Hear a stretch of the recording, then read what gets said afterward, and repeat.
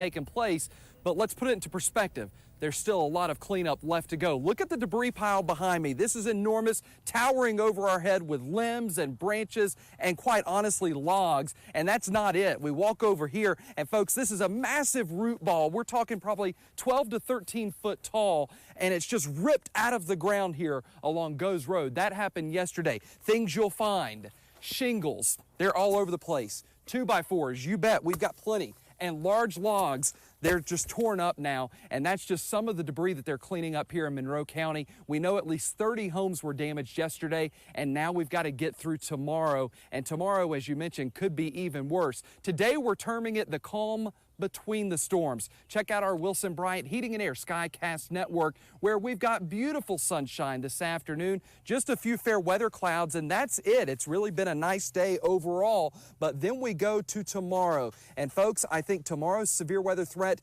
is worse than Monday's. And the difference between tomorrow over yesterday is we're not expecting that squall line to come through. Tomorrow could feature more of what we call those supercell storms, and as a result, we have a widespread area that is at risk for really damaging severe weather. So here's my threat, kind of the bottom line based on what we know right now. This is the greatest risk for Middle Georgia since January 21st and 22nd. That kind of puts our threat level into perspective. We know that right now the highest threat there is for supercells, and that would result in more tornadoes than what we had yesterday. There are 3 chances for storms. We'll document that a little more later in the half hour.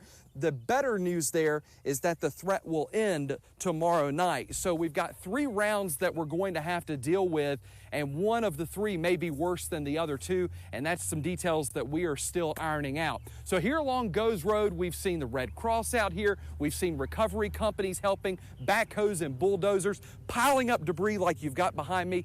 And the problem is, they'll likely have more debris tomorrow. We'll have more on storm chances tomorrow and the forecast after tomorrow later in this half hour. Live along Goes Road in Monroe County, Jeff Cox,